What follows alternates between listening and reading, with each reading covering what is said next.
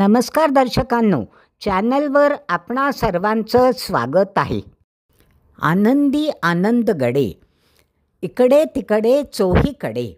प्राथमिक शाळेत असताना 15 ऑगस्ट आणि 26 जानेवारी आमचे फार आवडते दिवस होते. त्याचं कारण असं, आमच्या शाळेत त्या दिवशी सगळ्यांना सुकामेवा वाटत असत. हे कारण महत्त्वाचं. आणि दुसरं म्हणजे पारतंत्र्याचा काटेरीपणा अनुभवला नसला तरी मोठे आनंदी म्हणून आम्ही आनंदी. मी आणि माझा धाकटा भाऊ घराच्या मागे असलेल्या प्राथमिक शाळेत जायचो. कॉलनीतल्या काही बायकांनी मिळून चालवलेली. जेमतेम 25-30 मुलं असतील. खांबावर झेंडा लावून झेंडावंदन झालं की आम्ही सर्व मुलं आपापल्या तालासुरात जोरजोरात राष्ट्रगीत म्हणायचो. अर्थात माईक बाईंसमोर असायचा. मग थोडी भाषणं गाणी झाली की आम्हाला खाऊ मिळायचा.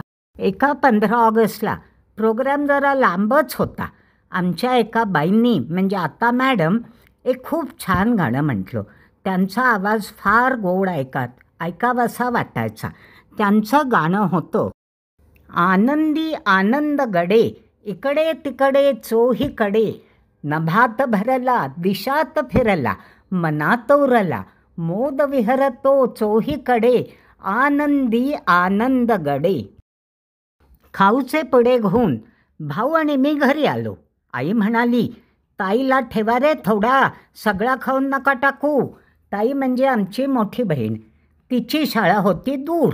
तिला बसने जावं यावं लागायचं. ताईच्या शाळेत 400-500 मुलं. इतक्यानं कुठून खाऊ देणार, आई म्हणली. धाकट्या भावाने तर आईच्या बोलण्याच्या आधीच खाऊ खाऊन संपवलेला. आता तो अर्धा ठेवणं मलाच भाग होतो. पण ठेवणार कुठे? स्वयंपाकघरात ठेवला आणि भावाच्या हाती गेला तर संपवून टाकायला नको, म्हणून मी तो माझ्या दप्तरात टाकला. दप्तर म्हणजे बिना झिपची खांद्यावरची मोठी पिशवी. बाईंचं गाणं इतकं भरलं होतं मनात की दप्तर खांद्यावर टाकून मी गोल गोल फिरत ते म्हणत होते, आनंदी आनंदगडे इकडे तिकडे चोहीकडे. तेवढ्यात दार उघडून ताई आत आली. मी दचकले. खांद्यावरची झोळी तिच्याकडेच उडाली. आता तिला जर झोळी लागली तर तिच्या रागाला तोंड द्यावं लागणार होतं, म्हणून मी पळायचा विचारच करत होते. इतक्यात तिचा आवाज आला, अरे वा कुसुम, खाऊ माझ्यासाठी ठेवलाय. त्याकाळी एकमेकांना थँक्यू वगैरे म्हणण्याची आपल्याकडे तिच्या आवाजातच तिचा आनंद आणि थँक्स भरलेले होते. मी फक्त मान हलवली.